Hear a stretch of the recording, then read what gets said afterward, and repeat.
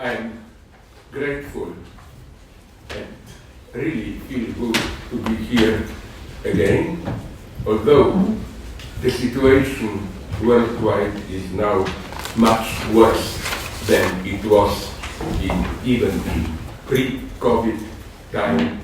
And so before I go into theology, in what sense, this will be the title of my, not next, but I finished already the next one. So for Bloomsbury on Christian atheism, I'm unconditionally an atheist, but what do I mean by being a Christian atheist? So let me nonetheless begin with some general but actual, nonetheless, political consideration. We all agree that we are now confronting multiple threats of a catastrophe. Ecology, social tensions, just look at France, war, and artificial intelligence.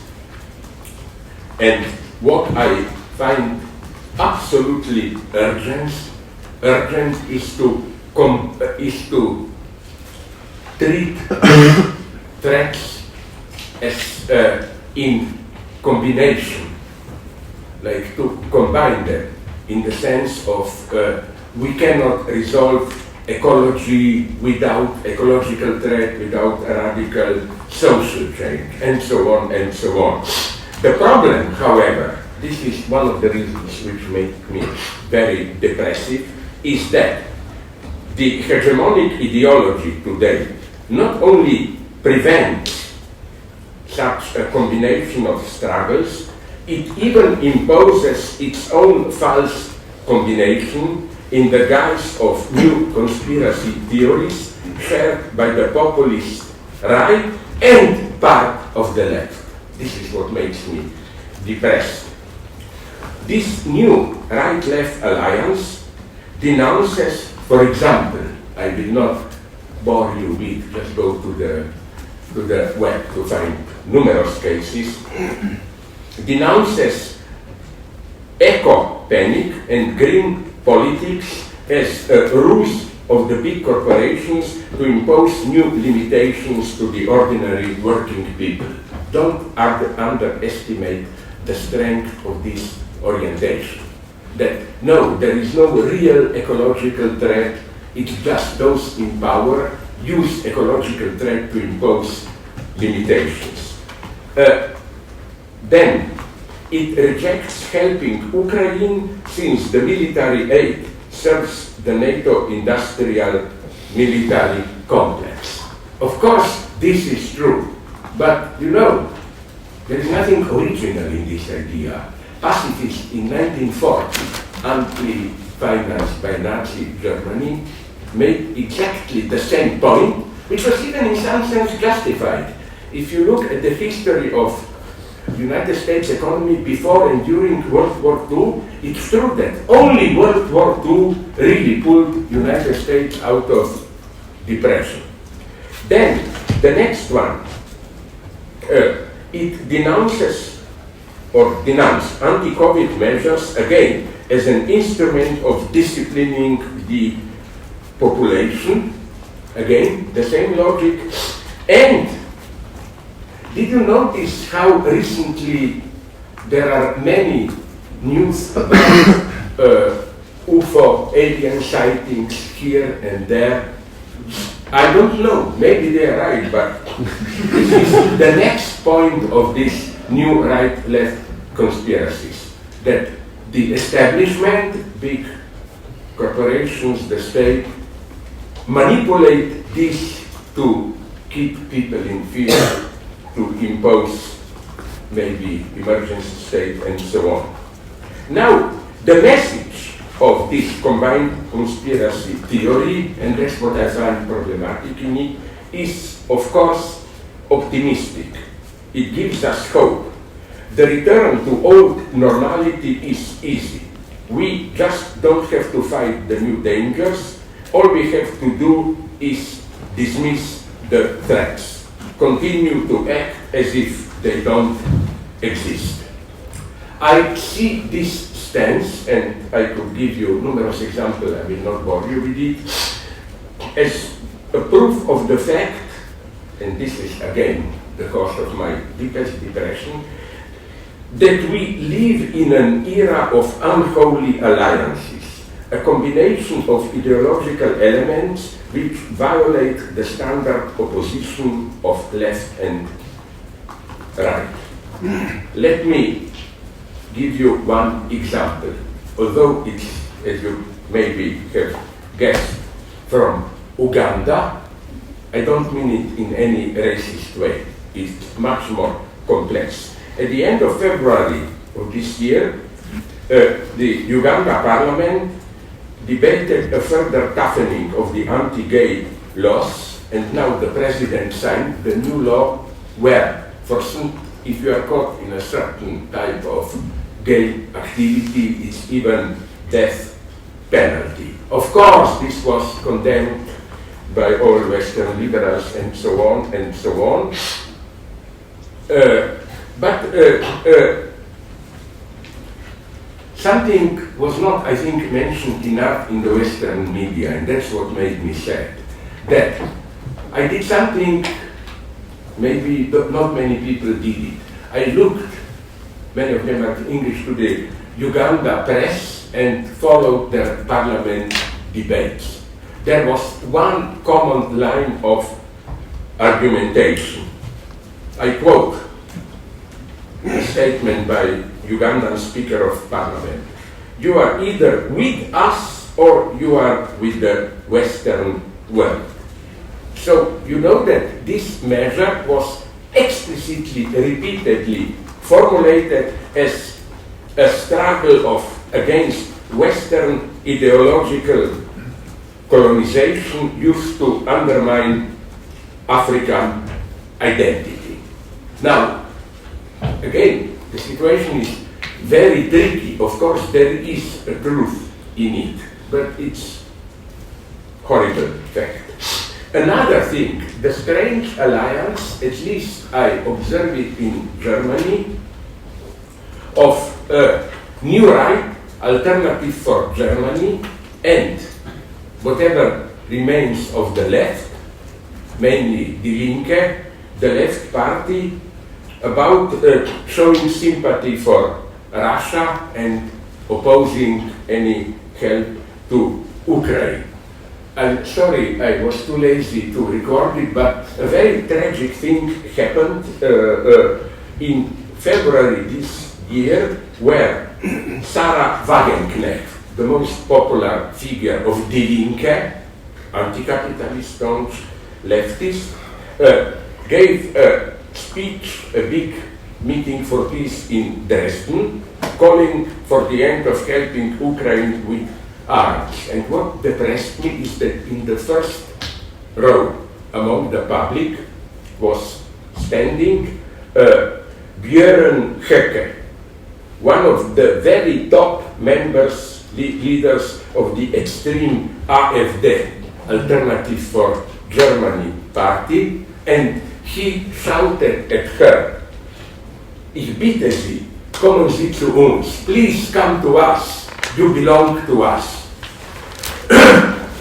Another example of such unholy alliances, which is, although it's extremely dangerous, but which is a little bit more easy, like, maybe you noticed it, I love it, it's the moment of truth.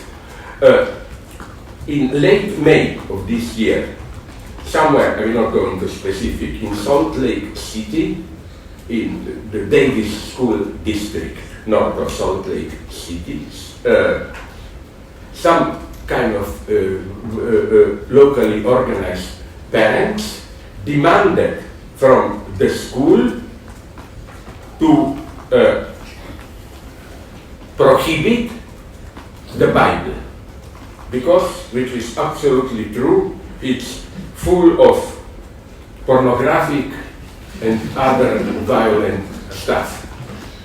And I cannot but recall here, I think Umberto Eco was at his best, not in his big novels, blah blah, or theoretical books, but in his short essays. And in one of them, he imagines a book editor getting manuscripts from big world classic and reacting to them, like a wonderful joke.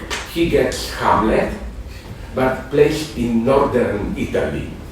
And he said, no, it's not dark enough, it would be better to move it to Denmark, for example.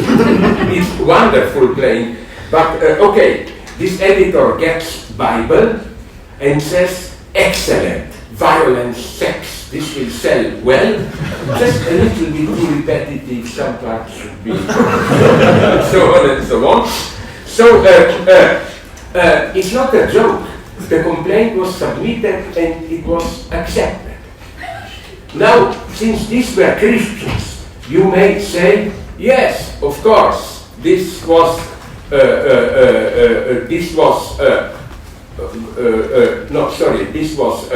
Mormon school and they wanted to make a stab at Christianity. No, another group of Mormons, for the same reason, pornography, violence, wanted even to prohibit, for the same reason, the Book of Mormons. It's consequent. I mean, in some sense, they are right. But I see here again the parallel between this populist right and parts, at least, of the so-called woke left. The woke left is mostly right.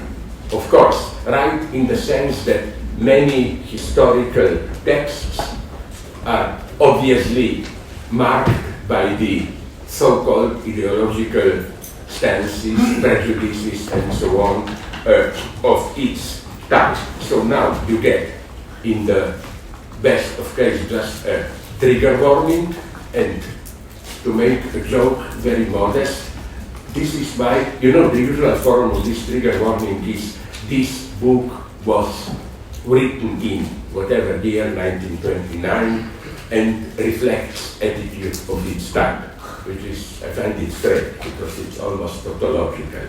So you know what I will do in my next book, but I think Bloomsbury are scared, they will not accept it. I will add a trigger warning, although this book was written in 2023, it doesn't reflect the attitude of its time. Let's see what will happen. What I want to say is that in some sense, they are both true, these stances. Yes, from the standpoint of Orthodox conservative Christianity, Bible should be prohibited.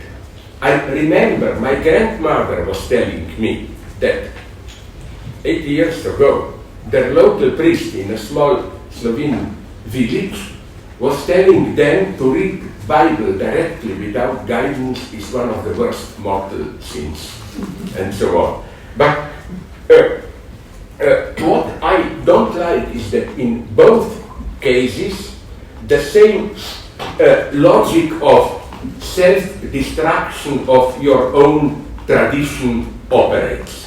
Let's take the left woke stance. Yes, all this should be pointed out, but at the same time, and that's the paradox, at the same time, we should always bear in mind how, with all its limitations, this early calls for freedom nonetheless opened up the space for their own further radicalization. Let me take an example that I often used even here. Human rights. Yeah, I know. First, they were de facto limited to white men of property, with a whole list of exceptions, why not to include others. The trick was that human rights can be exerted only by people who freely dispose of their reason. And then they said, sorry guys, workers work too much, they don't have time to develop their free reasoning, women the same, children the same, criminals the same, other races the same, and so on and so on. But nonetheless, remember, soon afterwards, Mary Wollstonecraft, feminism, Haiti revolution. The story is well known. Not only this, but, sorry, I often use this example, Descartes. People don't know today, when the Cartesian cogito is usually perceived as a mask of a male subject, that there was an extremely strong feminist reading already at that point, when they said cogito doesn't have sex. It's neutral, which, as they pointed out, liberates you from all this pre-modern bullshit of, yin-yang sexualization of ontology. Two main masculine and feminine principles, and so on and so on. So that's our problem today, to keep open this aspect of, let me call it, not ambiguity of history. Yes, something is clearly limited, but as Hegel and Marx saw it clearly, yes, in its universal form, it's a lie. It masks concrete exclusions and so on and so on. But at the same time, there is a tension in it between universal form and concrete practice of that time, which nonetheless opens up the space for further radicalization. So, that's my next point. So, now comes maybe the most problematic point. I will be so evil, but let me avoid any misunderstanding. What bothers me sometimes in these examples of cancel culture and so on is the arbitrariness of who is cancelled. For example, I wonder why Hannah Arendt, at least till now, correct me if I'm wrong, is not cancelled. Read her texts in the 1960s apropos the awakening of the black struggle for emancipation. It's breathtaking how she dismisses black protesters, Black Panthers and so on, as savages, excess, there is no debate with them, irrational, and so on and so on. It's breathtaking. Why is she not? Or, I remember my good friend, although we split at the end, how times change, Ernesto Laclau mentioned in one public talk, the Argentinian writers Borges, no? Who, as you probably know, was in not even private life, publicly, extremely right-wing. He traveled to Chile to get a medal from Pinochet, and openly racist. Ernesto himself told the public that once he was, when he was young, at a lecture of Borges, where Borges was already blind, half-blind, and he asked before beginning the public, could you please tell me if there is any black guy, he used a much vulgar word, in the public, so that we throw him out before we begin. And I was shocked how, with all my tastelessness, this was even too much for me, how Ernesto was able to tell this story as a nice joke. Everybody has his peculiarities and so on, Borges also. So this is a problem for me. And now, my last dirty example, where my reaction is, I agree with today's critics, but it's not as simple. As far as I know, correct me if I am wrong, Theodor Adorno is still not under attack. Okay, people usually mention the implicit racism of his text against dress, but generally he survived. But do you know what he says? Check it up if you don't believe me. in paragraph 29 on his Minima Moralia, which is supposed to be for many his masterpiece. I quote it literally in English, but I checked the German translation. First and only principle of sexual ethics is the accuser is always in the wrong.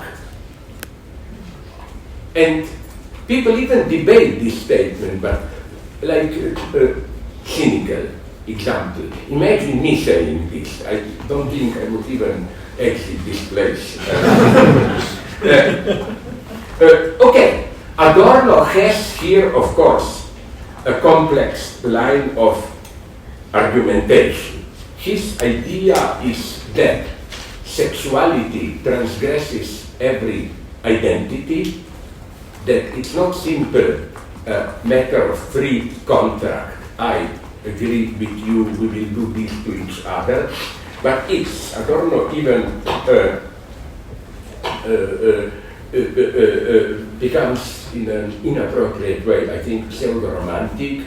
Sexuality means an intense contact which overcomes the limits, limitations, or especially the limitations of the ego, while the whole story, by the notion of accusing somebody, returns us to this external, you are there, I'm here, you do this to me, I can accuse you, and so on and so on. Nice try. It was developed by Antonia Hofstetter. Just put Antonia Adorno Minima Moralia, you will find a text. You see, here is the problem that I find. I'm not here on Adorno's side, but because incidentally he was also very homophobic. For him, in a very stupid short circuit, homophobia means same sex, means identity, means against diversity, and so on. And he always liked to point out that in the elite Nazi circles there was homosexuality was tolerated, and so on and so on. Now, of course, I reject this claim by Adorno. Why? Because imagine that you are a woman, and or not even only a woman, there are also male gay rapes, and you complain about being raped. I'm sorry, but for you, if you complain, as a rule, this is not what Adorno describes as this sublime experience of all borders violated and so on. It's simply an extremely brutal, humiliating violence. Adorno here does exactly what he is so good at criticizing in the ruling ideology. He describes what in reality is an extremely brutal, humiliating violence as some kind of metaphysical, transgressive experience, and so on and so on. So again, I oppose this him here, but nonetheless, I claim that this is for me the positive use of this terrifying Adorno, that it reminds us nonetheless of how sexuality cannot be reduced, as it is often in today's parlance, to a contractual relationship, like both parties should say yes. I agree in principle, but are we aware that, like in prostitution also, both parties have to say yes, not only this and that? Sex, even if you have both sides saying yes, can be violent, and so on and so on. So, all I wanted to say by this is that two conclusions. This was just the brief, I hope brief, introductory part. that there is a mess. And now, and to clarify this mess, we need theology. In what sense? Now comes a more philosophical part. The basic premise of atheists today is that materialism is a view which can be consistently exposed and defended in itself, in a positive line of argumentation, without reference to its opposite, religious beliefs. I don't agree with this. I think that to be true atheists, we have to begin with a religious edifice and undermine it from within. Because for me, to really overcome religion, a simple atheism, direct atheism can't do this. If we just posit that God doesn't exist, we open up the way towards a de facto survival of divinity as an ideal that should regulate our lives. You know, this is an old idea already formulated by Denis Diderot, I think, who said, the best ethics is, although you don't know that God exists, act as if it exists. Follow all its injunctions and so on. To this, I don't have time to develop it now, I much prefer Lacan's statement, which is true atheism is exactly the opposite. You encounter God, you know that God exists, but nonetheless you act against him. Okay, so why political theology? Why are so many essays entitled political theological treatises? I think that a very problematic thesis. A theory becomes theology when it is part of a full subjective political engagement. Let me mention here, I repeated already them here, 3 examples. Love, religion, Marxism. I want to draw your attention to this reversal, I repeated it often here, in the case of love. In the case of love, you don't look first for reasons and then conclude, I love you. Like, sorry for the vulgarity, I like your hair, the other person doesn't have such a beautiful hair, I like your voice, this, that. All in all, there are enough reasons to love you. No, in authentic love, you only perceive reasons for love while you are already in love. Engagement itself retroactively creates reasons for it. Now you will say this is personal psychology. No.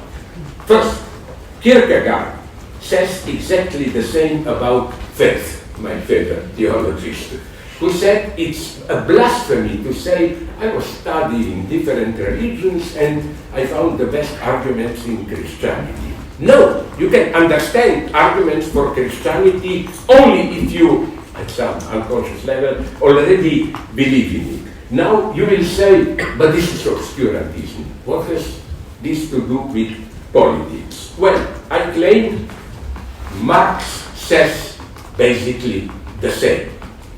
In what sense? Marxism is not an objective knowledge. Stalin formulated it like this. You know, objective knowledge in the sense of, I study history and I see, oh my God, objective tendency, communism will win. So let me bet on the right horse and be on the proletarian side.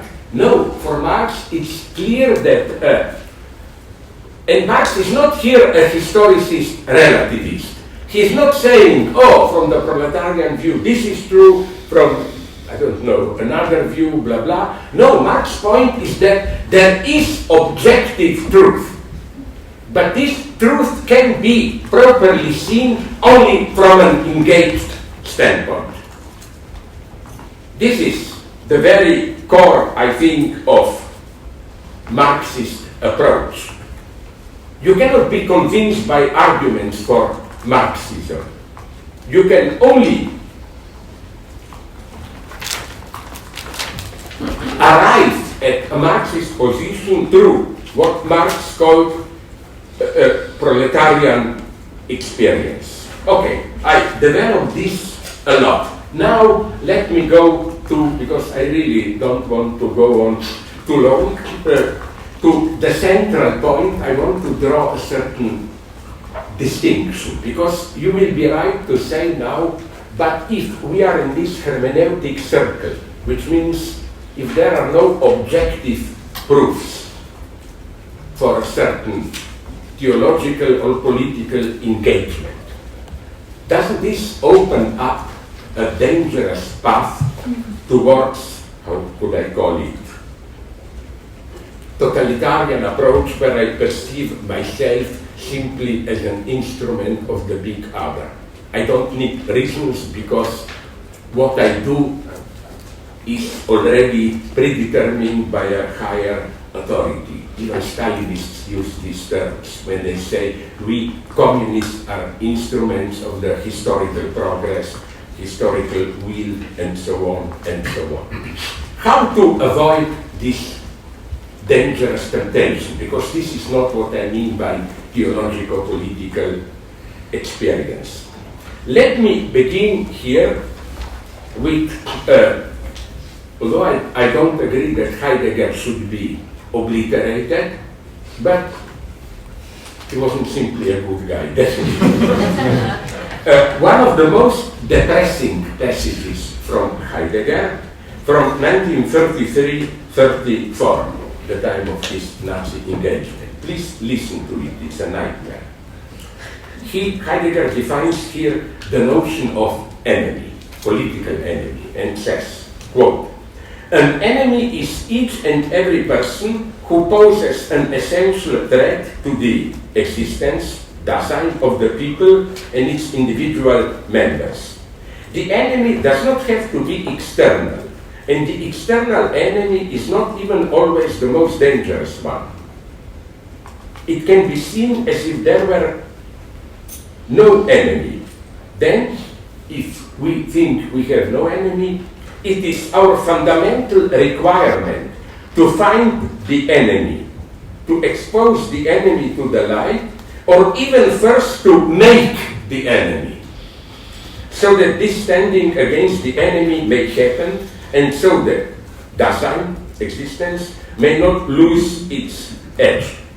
The challenge is to bring the enemy into the open, to harbor no illusions about the enemy, to keep oneself ready for attack, to cultivate and intensify a constant readiness, and to prepare the attack, looking far ahead with the goal of total annihilation." Vernichtung. End of quote. So the most ominous passage for me here is when Heidegger writes to expose the enemy to the light, or even first to make the enemy. In short, it doesn't even matter if the enemy is a real enemy. If there is no enemy, it has to be invented so that a people may not lose its edge. We found here, of course, the logic of anti-Semitism at its most elementary. What Heidegger ignores is the possibility that an enemy is invented to create the false unity of the people, and thus to cover up its immanent antagonism. And here I will make, although again I'm not ready to dismiss Heidegger, I'm trying to condense it as quickly as possible here. What horrifies me in this Heidegger passage is something that I see again and again in Stalinism at different levels. I don't identify them. In Nazism, fascism, and even in today's new populist right-wing militarism. It's that, sorry for using this naive term, but I can ground it, not here now, that evil is not defined as unprincipled attitude, in the sense of, I know this is my duty, but I, because of, I don't know, personal lust ambition, egotism, I am not able to follow my duty. No. Evil is elevated into a properly ethical stance. I will not bore you with quotes, just please, you should do it. Go again to Wikipedia and just put Heinrich Himmler Posen, which is Poznan 43 speech. It's really a depressive text. The model of all horrors that happened later, because again, it defines Nazi, the most brutal engagement. He speaks about killing the Jews, inclusive of women and children, in highly ethical terms. I don't want to lose too much time, I will do it briefly. What he says is that, his example, let's say you are SS special unit liquidating Jews. You find hidden in the corner of a house a terrified young Jewish mother with a small child. And your duty is to stab them with a bayonet. If you find, he says, a little bit of if you find it difficult to do, if your common decency tells you, my God, I cannot do this, you are unethical, you are a traitor to the German nation. And he goes on to develop it. What I want to draw your attention to is that I read very depressive reading. Some research on how in Soviet Union in 1931-32 forced collectivization, Bolshevik cadres were prepared to go to the countryside to forcefully collectivize land. And it made me sad that they use the Soviet propagandists the same reasoning. They warned them. The most, almost quoting Kierkegaard against, they say that the most dangerous temptation you will be exposed there is not private interest, oh, why don't I grab a pig, a cow from the poor farmer? No, it is your common bourgeois, they add this virtue and decency itself.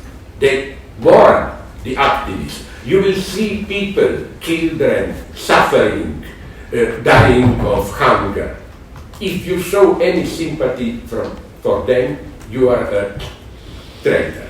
This is, again, what I find so terrifying, that the main obstacle to proper ethical stance is defined not as your egotism, evil, but what I cannot but define with all naivety as this basic decency.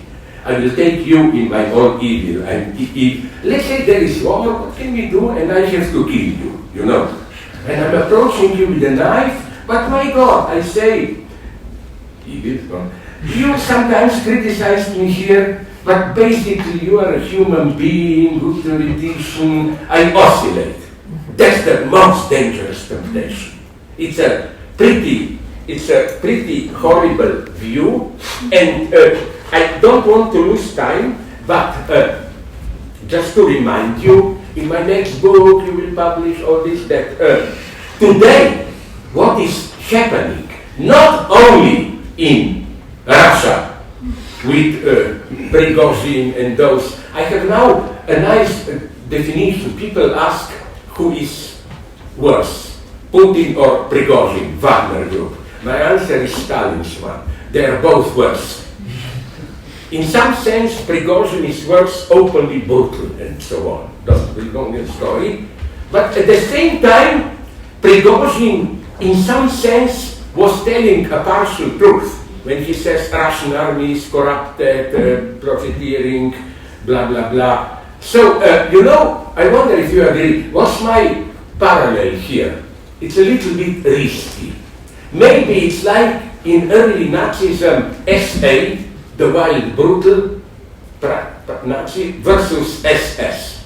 Hitler had to get rid of SA because they were too openly brutal and in this sense, under 10 quotation marks, honest Nazis.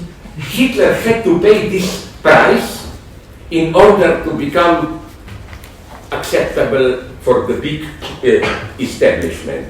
But what I want to say is that today I find even in the United States with Trump, his followers, with others, and there are others, if, and it looks now he will not, but if, how is the Florida guy called DeSantis? I will tell you just this, if he maybe, I pray not, wins, we will have nostalgia for good old Trump. You know, he's undescribable. This is so depressive. Remember when I was young, 30 years ago we thought, okay, that Reagan, horror, the worst that can happen. Then Bush, the son, the worst that can happen. Then now with Trump, Bush, the son, almost became a good guy. It all is depressive. So what I want, just 2 points, a little bit more, because we began later and it was not bad. Just to make 2 important concluding points. First, here enters, why does this work? This horrible stance of surplus enjoyment. Because you can be forced to do something like this, brutal, experiencing, even sincerely, why not, the most brutal acts as your duty, only because you are bribed by an obscene surplus enjoyment. Okay, can we get my favorite clip here now? You do it. It's, I mentioned it a couple of times, I don't know if I showed it to you, it's 3 minutes and 15 seconds. And you have the appropriate commentary with it, it's Goebbels' speech, February 43. Just clips with a commentary. Will it work? Make it as okay. Fascist. I want a Stalinist perch.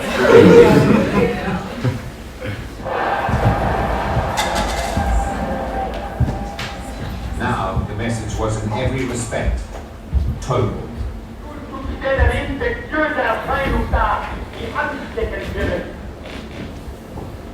Deutschland jedenfalls hat nicht die Absicht, sich dieser jüdischen Bedrohung zu beugen, sondern vielmehr ihr rechtzeitig, wenn möglich unter vollkommener und radikalster Ausfallschaltung des Judentums entgegenzutreten. Extermination of the Jews.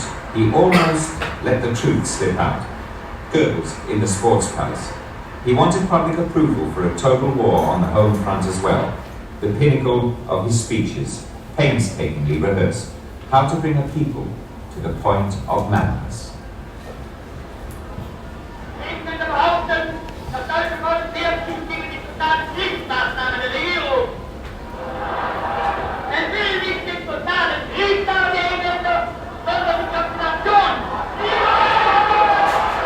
War aber eben auch in der Zuhörerschaft das so geschnürt worden, diese, also erstmal unschuldige Frauen und Kinder und den Volkskörper verletzen und unsere deutsche Heimat mit Bomben bedecken und so. Das hatte ja schon die Wut natürlich auch in der Zuhörerschaft gesteigert. Und als dann die Fragen kamen und die Brüllerei erstmal losgegangen ist, dann war das nicht mehr kontrolliert.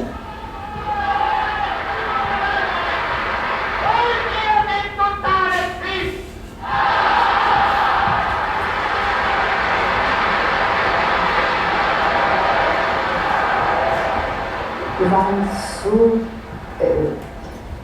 entsetzt, wie es möglich war, diesen bis zum Bersten gefühlten Sportpalast in einen solchen Begeisterungstaumel zu versetzen.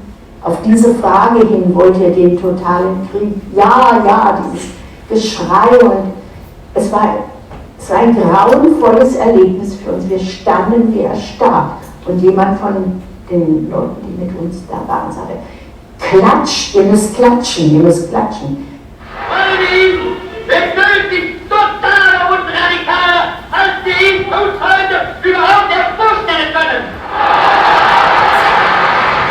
Ich habe mir das nicht vorstellen können, was denn nun eigentlich noch totaler werden kann. Sollten wir nun überhaupt nicht mehr schlafen oder gar nichts mehr zu essen kriegen und alle Männer tot sein, wenn die Zivilbevölkerung auch noch ist? Ich konnte mir davon gar keine Steigerung mehr vorstellen, es war noch schrecklich genug.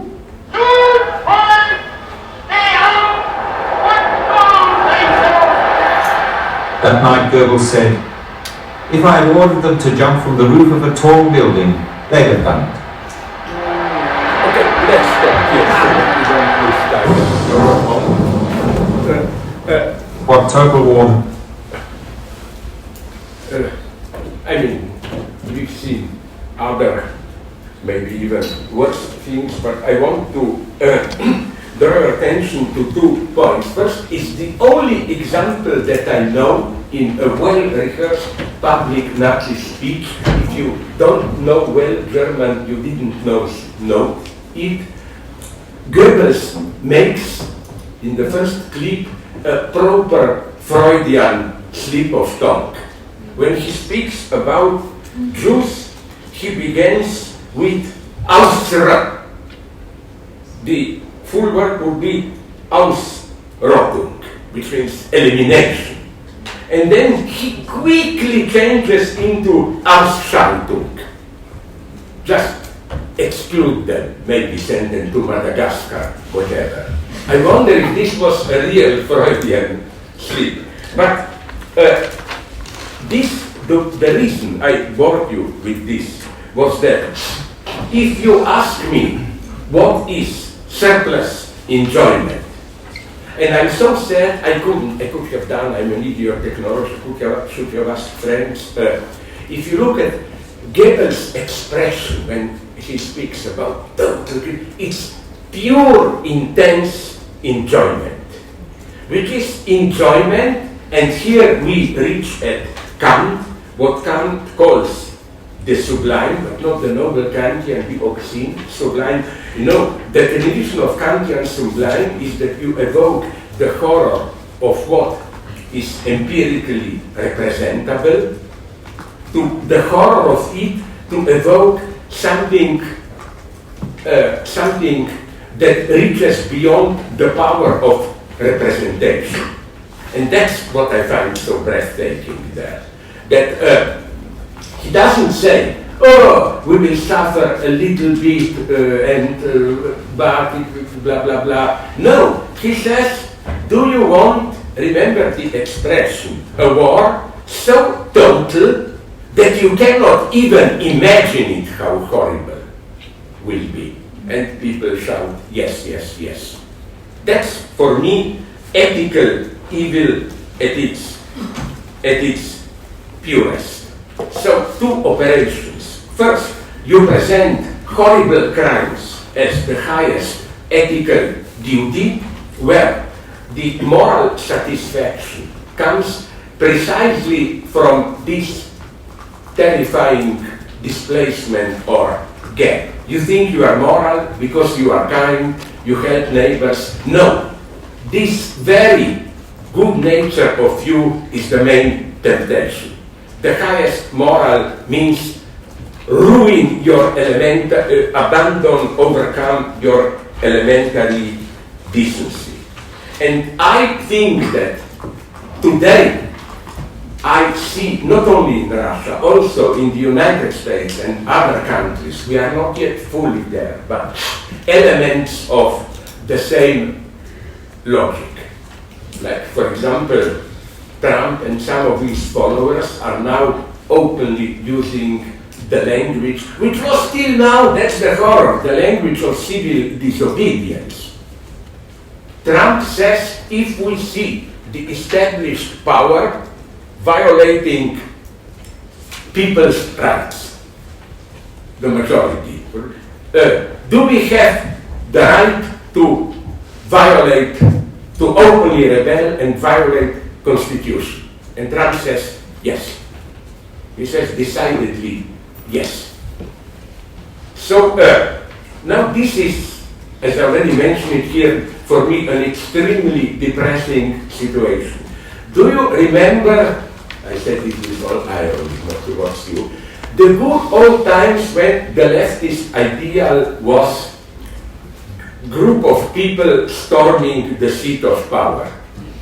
And no wonder when my friends were observing the 6th of January, years ago, they were crying. Because they said, fuck it, where are we? We should be doing this. So, did the new right even steal from us this ultimate idea of the crowd storming the seat of power? Because what I find so problematic, so terrifying, is that the main reaction of the left from Alexandria Ocasio-Cortez to others was not where are our people counterattack. It was where is the police, where is the National Guard, and so on. Yeah. I'm ready to accept this. If you want really to hate me, I don't know if it's already on sale. Look at the last issue. I got it from them, but it should be in the next New Statesman. A text with a title which will give you this phrase, a leftist plea for law and order. Where I think that, we are no longer in this situation. Okay, let me go on, let's not lose time. I don't want to, we are, oh my God, where are we? 25 past. Just to conclude, link with theology, I promise. Because,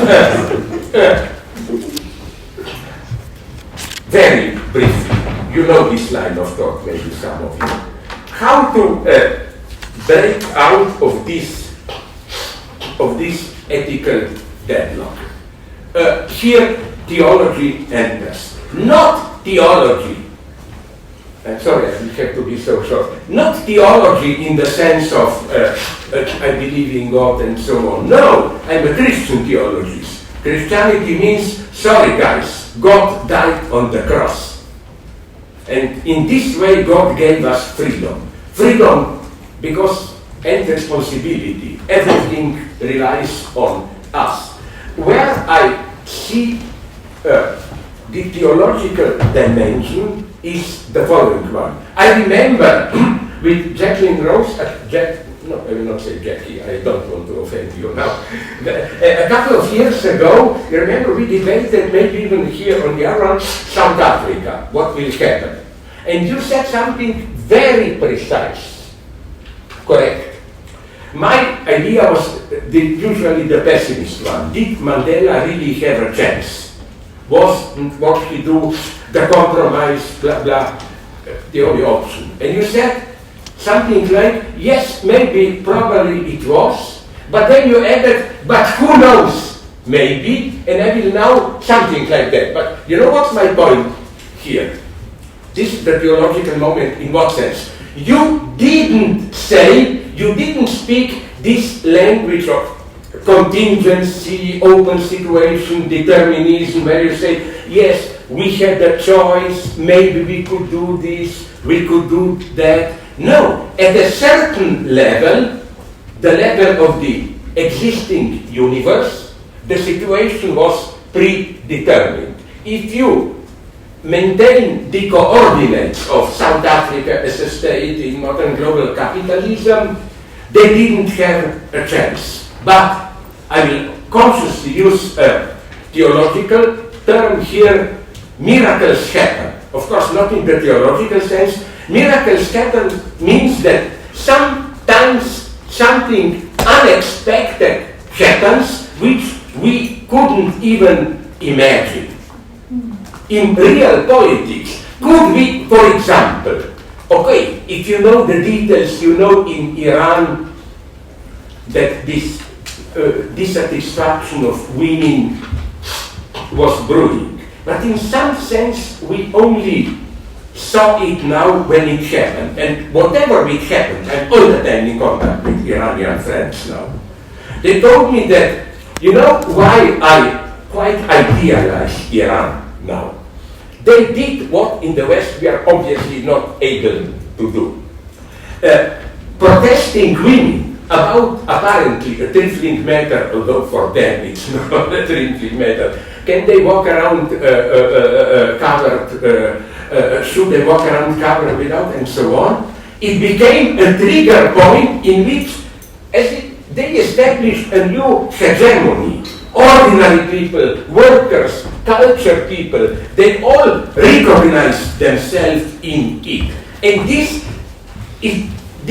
something happened that, if you look from the previous situation, was a miraculous shift. The whole perception of the situation changed. And I thought, although now it appears that this protest is subsiding, no, I was told those in power are looking for hope. They knew that something radically changed. So, to finish, what happens, to grasp such events, you shouldn't think into the terms of there is a realistic option here. No, the very total constellation of options changed. And it depends on what it will happen. As I often quoted Jean-Pierre Dupuy, if there will be a new world war catastrophe, it will retroactively appear necessary. We will say, oh, we were doomed. And in some sense, we are doomed. But miracle can happen, not miracle in an idealist way. A movement emerges, and if this happens, it will be, in some sense, religious miracle, because for me, religious miracle simply means, in a totally realist way, that something that we thought unthinkable explodes and retroactively becomes a necessity. In this sense, I don't believe in God, don't be afraid. A miracle can save us, and miracles do happen. More about this tomorrow. I'm sorry about that.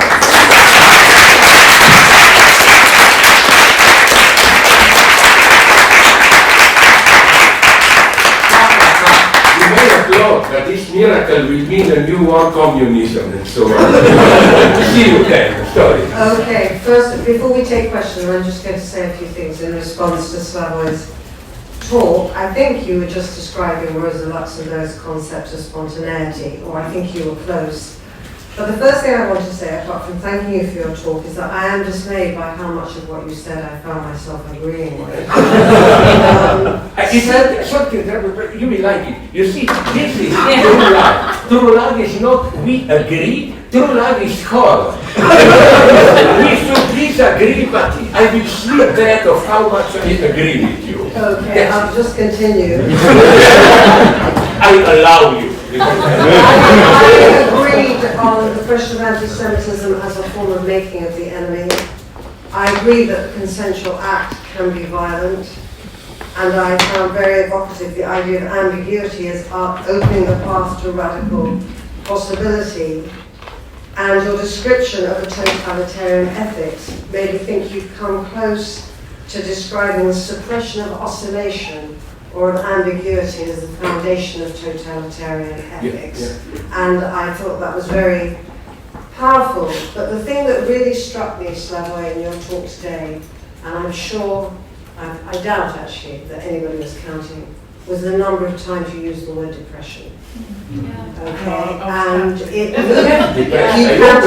actually, because I found it interesting, and it could be linguistic, it reminded me of Melanie Klein's depressive position, which is where something emerges. Okay, thank you, Catherine. But I just wanted to say that it made me concerned for you, okay, just to say that, so there was a moment of individualist. I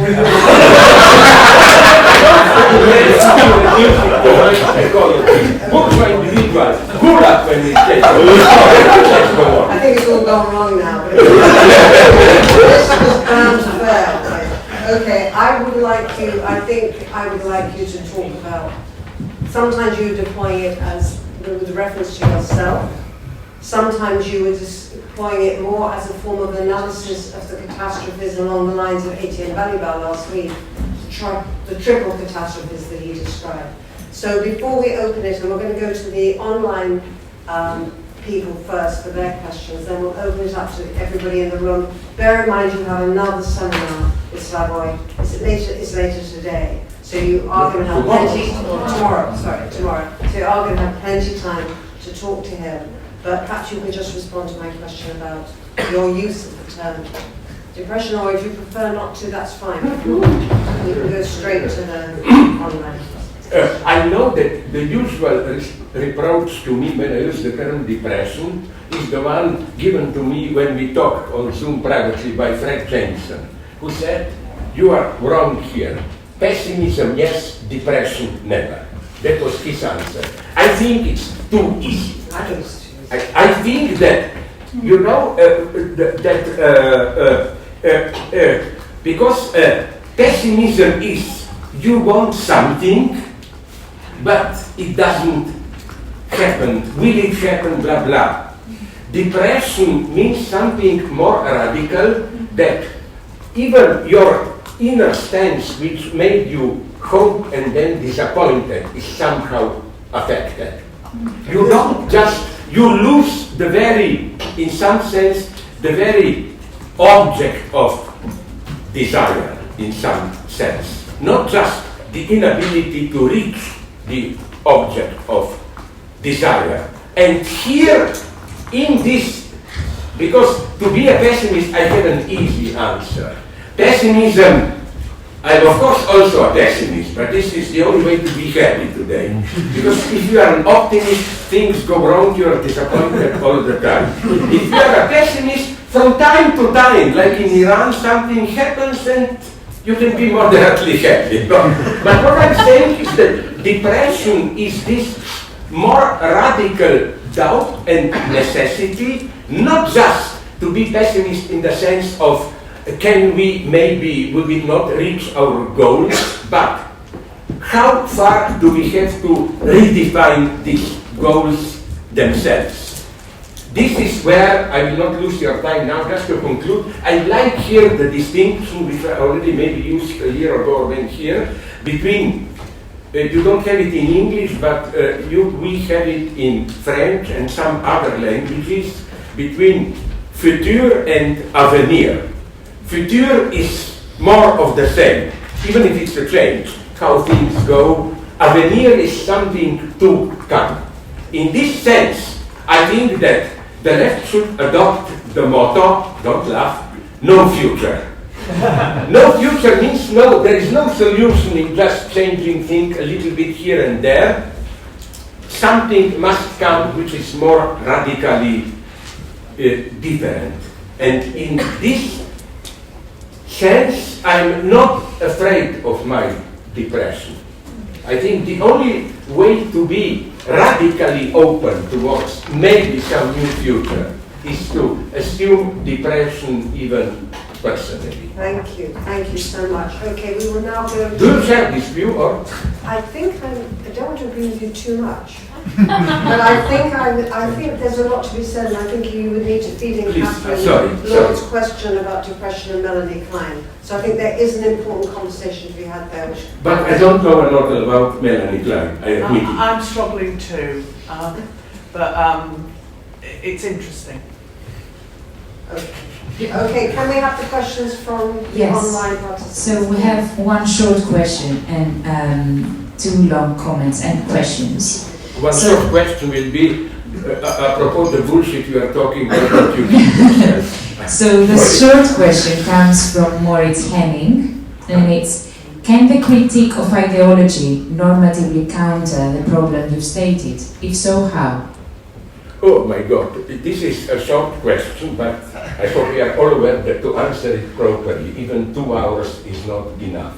The reason I still cling to the notion of ideology is that, you know, it's fashionable to say today we live in an era of total cynicism, nobody takes seriously ideology and so on and so on. No, I think we live more than ever in an ideological era. Just ideology is today not so much big fundamental views, although they still exist, but all these everyday stances of taking things seriously. Very briefly, to give you an example, as Alenka Supanchev developed, my Slovene Stalinist member of our Stalinist Troika, developed nicely. You know what's so sad is that today ideology is not directly asserting certain stance which maintains the power, but the extent to which self-criticism enables the power entities to reproduce itself. I will just give you, I repeat them all the time very briefly. 2 examples. One is, and that's why I really hate that, you know these Venice Castle Biennales. Look at their programs. It's full anti-capitalism, anti-colonialism, and so on. We know we are manipulated by capital, against Eurocentrism, blah, blah. But with all this, they perfectly function as the ultimate market model of modern art. And I'm claiming something more radical than it may appear. I'm not just saying in spite of this criticism. I'm saying because of that. And the same thing, even how we treat ideology and ecology and so on. My old example, you remember 2 years ago when at that point still Prince Charles gave a speech in that Glasgow against global warming. They were saying all the right things, but they said them in such a way that nothing really happens.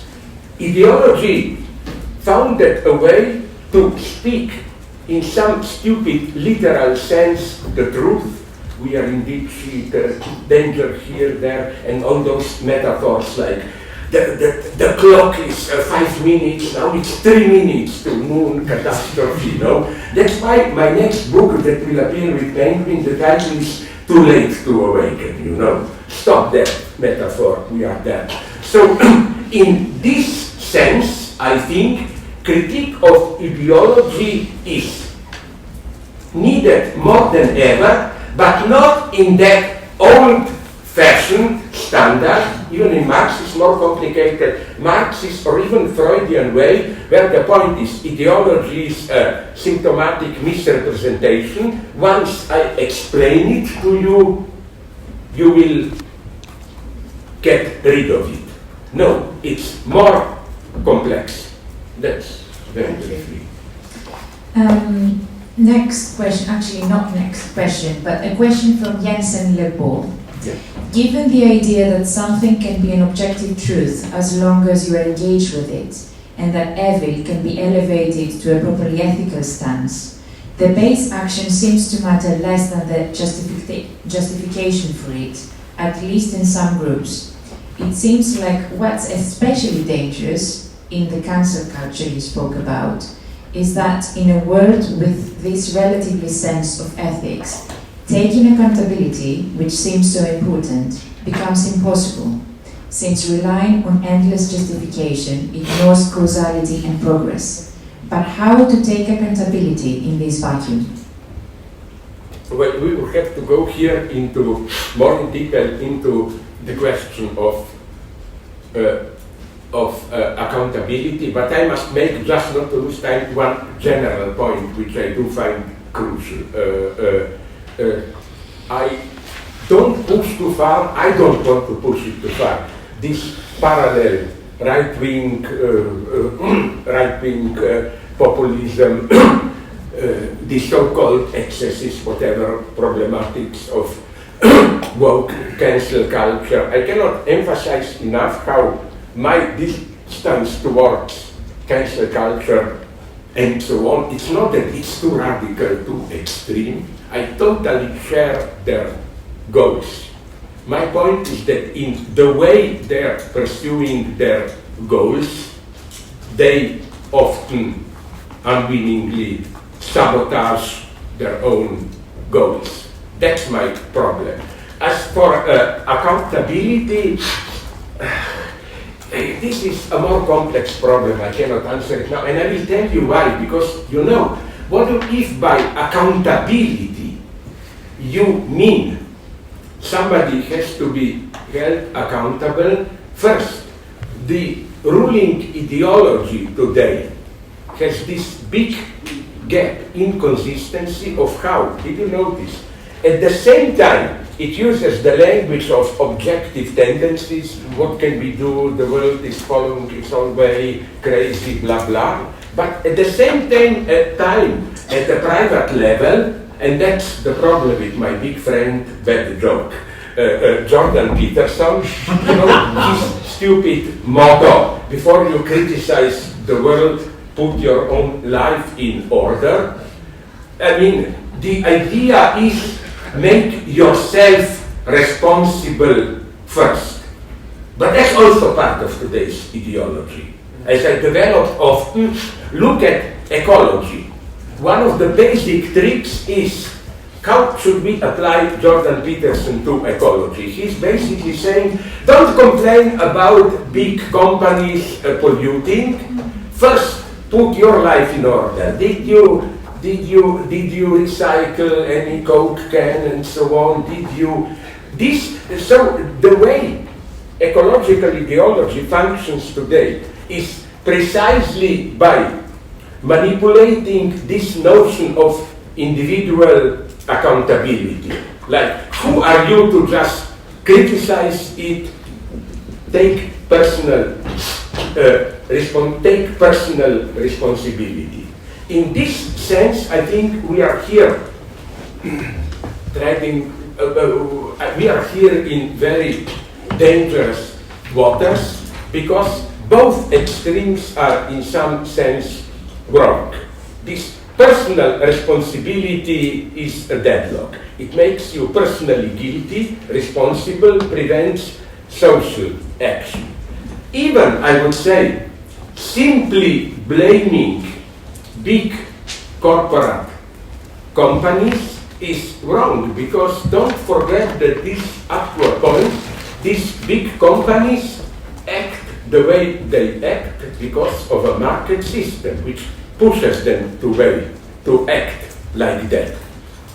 So I don't think that the problem is here that we should in some sense take more accountability, in the sense of don't just criticize, take personal responsibility. Sorry, I prefer. Thank you. I think there's one more question, and then we'll open it up to everybody else. So, question from Tomislav. Dear Where is he Professor, from? Sounds Slavic. Yes, so he says, sir. Yeah. My direct family background is Yugoslavian Ribar family, namely Dr. Ivan, Ivo Lola, and Jurika Ribar. I grew up in the 70s with the background of non-aligned movement and its ideas, as well as Yugoslavian praxis school.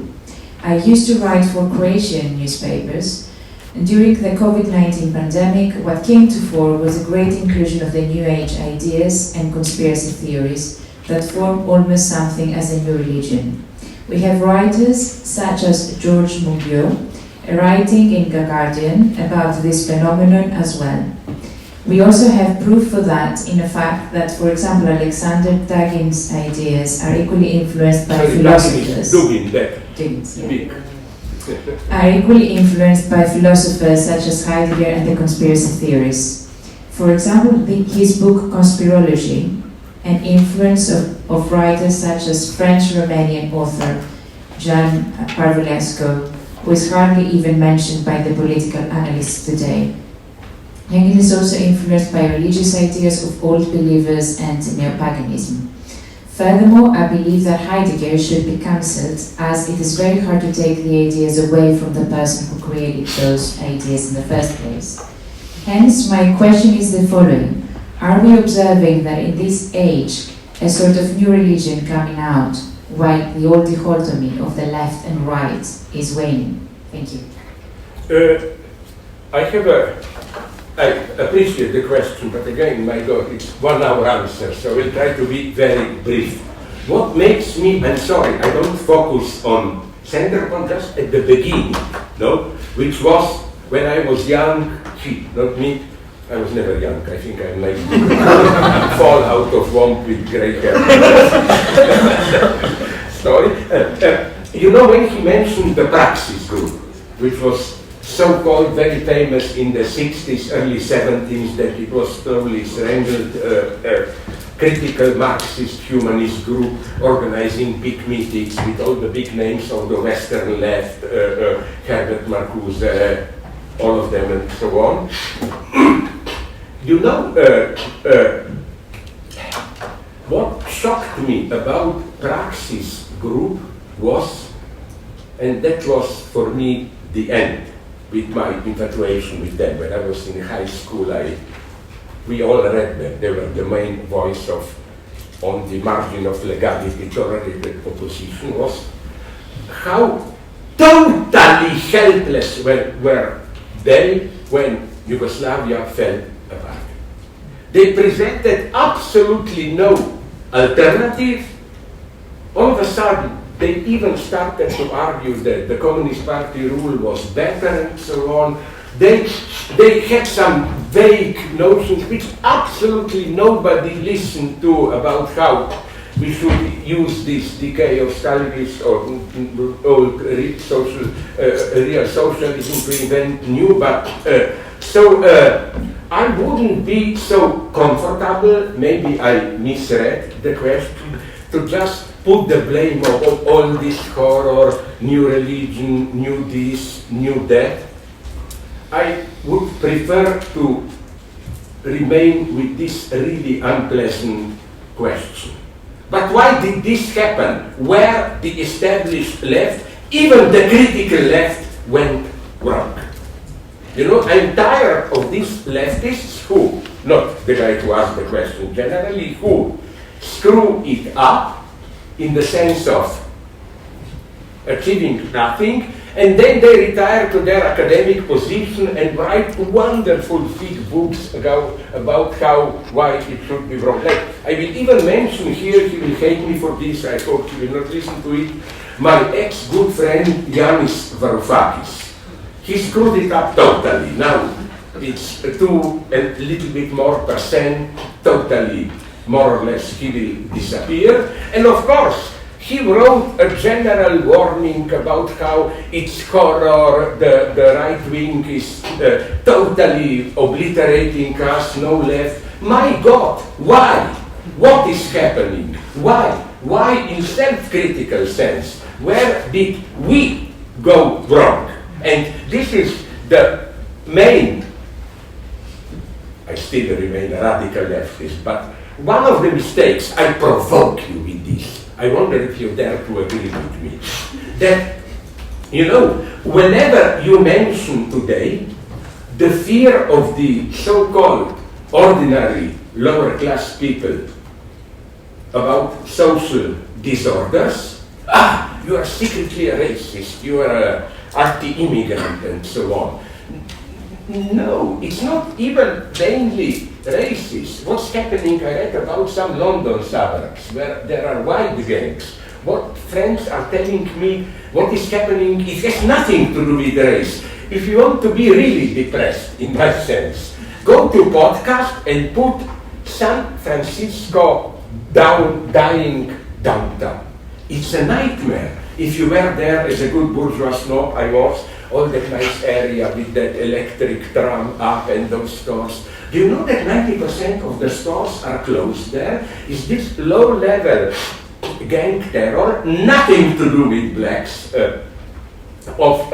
you know, they throw stones at the store, beat some people, then people avoid that area, and so on and so on. I think it's a catastrophic mistake to say the usual leftist stupidity.